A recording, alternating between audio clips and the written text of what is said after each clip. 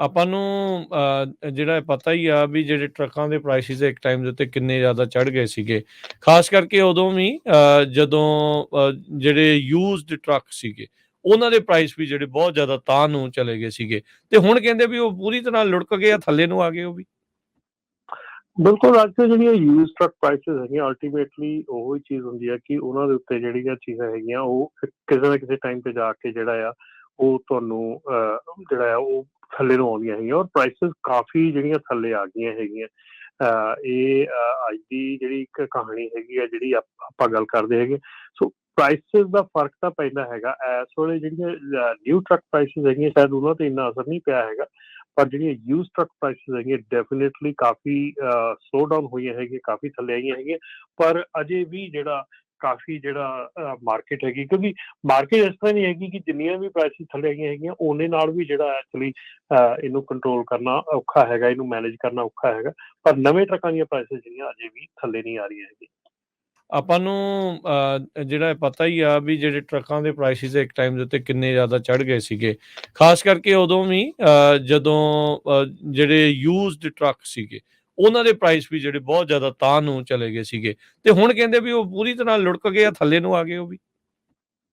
ਬਿਲਕੁਲ, ਅੱਜ ਜਿਹੜੀਆਂ ਯੂਜ਼ ਟਰੱਕ ਪ੍ਰਾਈਸਿਸ ਹੈਗੀਆਂ ਅਲਟੀਮੇਟਲੀ ਉਹੀ ਚੀਜ਼ ਹੁੰਦੀ ਹੈ ਕਿ ਉਹਨਾਂ ਦੇ ਉੱਤੇ ਜਿਹੜੀਆਂ ਚੀਜ਼ਾਂ ਹੈਗੀਆਂ ਉਹ ਕਿਸੇ ਨਾ ਕਿਸੇ ਟਾਈਮ ਤੇ ਜਾ ਕੇ ਜਿਹੜਾ ਆ ਉਹ ਤੁਹਾਨੂੰ ਜਿਹੜਾ ਆ ਉਹ ਥੱਲੇ ਨੂੰ ਆਉਂਦੀਆਂ ਹੈਗੀਆਂ ਔਰ ਪ੍ਰਾਈਸਿਸ ਕਾਫੀ ਜਿਹੜੀਆਂ ਥੱਲੇ ਆ ਗਈਆਂ ਹੈਗੀਆਂ। ਇਹ ਅੱਜ ਦੀ ਜਿਹੜੀ ਇੱਕ ਕਹਾਣੀ ਹੈਗੀ ਆ ਜਿਹੜੀ ਆਪਾਂ ਗੱਲ ਕਰਦੇ ਹੈਗੇ।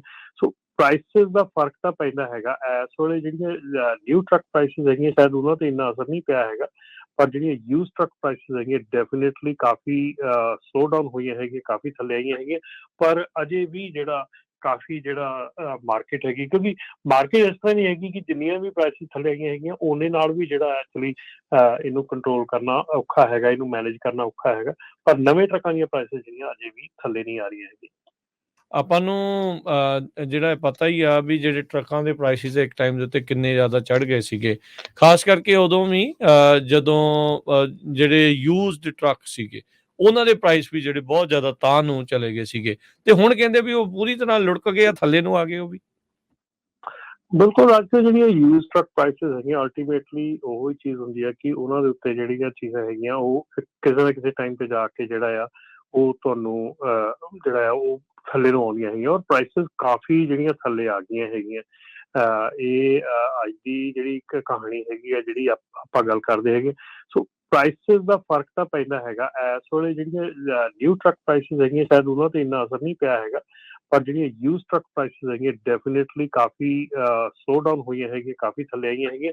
ਪਰ ਅਜੇ ਵੀ ਜਿਹੜਾ ਕਾਫੀ ਜਿਹੜਾ ਮਾਰਕੀਟ ਹੈਗੀ, ਕਿਉਂਕਿ ਮਾਰਕੀਟ ਇਸ ਤਰ੍ਹਾਂ ਨਹੀਂ ਹੈਗੀ ਕਿ ਜਿੰਨੀਆਂ ਵੀ ਪ੍ਰਾਈਸਿਸ ਥੱਲੇ ਆਈਆਂ ਹੈਗੀਆਂ ਉਹਨੇ ਨਾਲ ਵੀ ਜਿਹੜਾ ਐਕਚੁਅਲੀ ਇਹਨੂੰ ਕੰਟਰੋਲ ਕਰਨਾ ਔਖਾ ਹੈਗਾ, ਇਹਨੂੰ ਮੈਨੇਜ ਕਰਨਾ ਔਖਾ ਹੈਗਾ।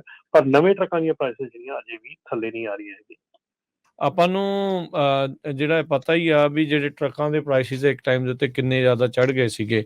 ਖ਼ਾਸ ਕਰਕੇ ਉਦੋਂ ਵੀ ਜਦੋਂ ਜਿਹੜੇ ਯੂਜ਼ਡ ਟਰੱਕ ਸੀਗੇ, ਉਹਨਾਂ ਦੇ ਪ੍ਰਾਈਸ ਵੀ ਜਿਹੜੇ ਬਹੁਤ ਜ਼ਿਆਦਾ ਤਾਂਹ ਨੂੰ ਚਲੇ ਗਏ ਸੀਗੇ ਤੇ ਹੁਣ ਕਹਿੰਦੇ ਵੀ ਉਹ ਪੂਰੀ ਤਰ੍ਹਾਂ ਲੁੜਕ ਗਏ ਆ, ਥੱਲੇ ਨੂੰ ਆ ਗਏ ਉਹ ਵੀ। ਬਿਲਕੁਲ, ਅੱਜ ਜਿਹੜੀਆਂ ਯੂਜ਼ ਟਰੱਕ ਪ੍ਰਾਈਸਿਸ ਹੈਗੀਆਂ ਅਲਟੀਮੇਟਲੀ ਉਹੀ ਚੀਜ਼ ਹੁੰਦੀ ਹੈ ਕਿ ਉਹਨਾਂ ਦੇ ਉੱਤੇ ਜਿਹੜੀਆਂ ਚੀਜ਼ਾਂ ਹੈਗੀਆਂ ਉਹ ਕਿਸੇ ਨਾ ਕਿਸੇ ਟਾਈਮ ਤੇ ਜਾ ਕੇ ਜਿਹੜਾ ਆ ਉਹ ਤੁਹਾਨੂੰ ਜਿਹੜਾ ਆ ਉਹ ਥੱਲੇ ਨੂੰ ਆਉਂਦੀਆਂ ਹੈਗੀਆਂ ਔਰ ਪ੍ਰਾਈਸਿਸ ਕਾਫੀ ਜਿਹੜੀਆਂ ਥੱਲੇ ਆ ਗਈਆਂ ਹੈਗੀਆਂ। ਇਹ ਅੱਜ ਦੀ ਜਿਹੜੀ ਇੱਕ ਕਹਾਣੀ ਹੈਗੀ ਆ ਜਿਹੜੀ ਆਪਾਂ ਗੱਲ ਕਰਦੇ ਹੈਗੇ। ਸੋ ਪ੍ਰਾਈਸਿਸ ਦਾ ਫਰਕ ਤਾਂ ਪੈਂਦਾ ਹੈਗਾ। ਇਸ ਵੇਲੇ ਜਿਹੜੀਆਂ ਨਿਊ ਟਰੱਕ ਪ੍ਰਾਈਸਿਸ ਹੈਗੀਆਂ ਸ਼ਾਇਦ ਉਹਨਾਂ ਤੇ ਇੰਨਾ ਅਸਰ ਨਹੀਂ ਪਿਆ ਹੈਗਾ, ਪਰ ਜਿਹੜੀਆਂ ਯੂਜ਼ ਟਰੱਕ ਪ੍ਰਾਈਸਿਸ ਹੈਗੀਆਂ ਡੈਫੀਨੇਟਲੀ ਕਾਫੀ ਸਲੋ ਡਾਊਨ ਹੋਈਆਂ ਹੈਗੀਆਂ, ਕਾਫੀ ਥੱਲੇ ਆਈਆਂ ਹੈਗੀਆਂ।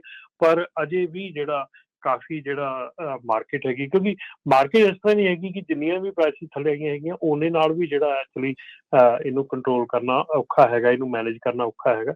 ਪਰ ਨਵੇਂ ਟਰੱਕਾਂ ਦੀਆਂ ਪ੍ਰਾਈਸਿਸ ਜਿਹੜੀਆਂ ਅਜੇ ਵੀ ਥੱਲੇ ਨਹੀਂ ਆ ਰਹੀਆਂ ਹੈਗੀਆਂ।